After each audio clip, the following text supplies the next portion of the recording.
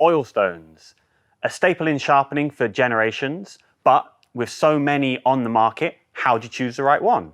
Tom here at Sharpening Supplies, and today we're going to be diving into two renowned product lines from Norton Abrasives, their Crystolon oil stones and their India oil stones. Let's jump in. Used for generations, oil stones' consistent performance and durable nature has made them a favorite. If you stick around to the end of the video, we'll share with you an oil stone care tip that will make sure you get the most out of your oil stones, and it will also help you restore any vintage oil stones you might come across. Norton's India stones, known for their orange, tan and brown hue, are made with aluminium oxide abrasives. They come in fine, medium and coarse. These stones strike the balance between swift cutting and delivering a refined edge. Speaking of grit, we've determined that the Norton India stones are 150 at coarse, 240 at medium, and 400 grit at fine. Enter the Norton Crystolon stones. Using silicon carbide, these are the fastest cutting oil stones in the game.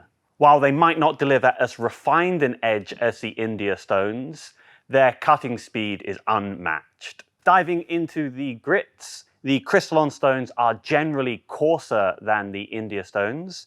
The Crystolon coarse grit is 120, the medium grit is 180, and their fine grit is 320. So, which one should you choose? If you've got a lot of work to do and you're looking for some really fast cutting action, then I'd recommend the Crystolon stones.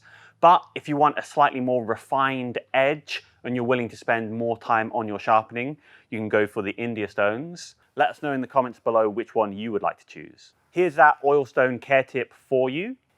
If you found that your oil stones aren't cutting quite as quick as they used to, you can give them a clean. Quite often they've become clogged up with swarf, the metal filings left over from sharpening. So all you need to do is mix up some water and detergent and let your oil stones soak in it overnight. Once it's finished soaking, make sure you can dry it thoroughly and then liberally reapply honing oil to it, and it should start cutting a lot better than before.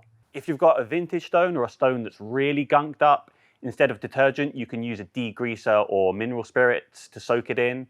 Once again, soak it, let it dry, and then reapply honing oil.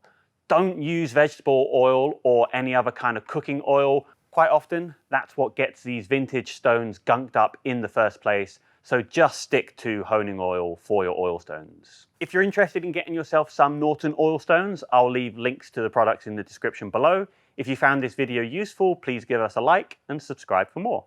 Yeah, the oil stones gunking it up. Yeah. That's a call we've had for over 15 years. Okay. And it almost always starts with like, oh, you know, some guy told me on the internet that you can just use vegetable oil. Yeah.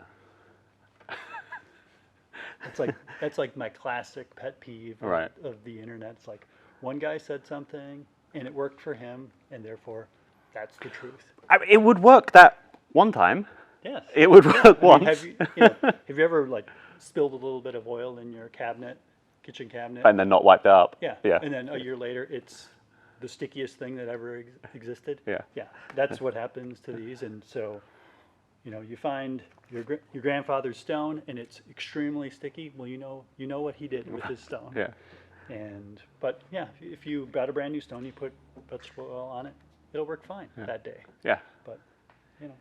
David, what was it that you were saying some people you've heard some people use? Oh, kerosene or gasoline. Oh, yeah. I mean, kerosene would work, but I just don't like it. Why would you want? I don't. No. The smell of it alone.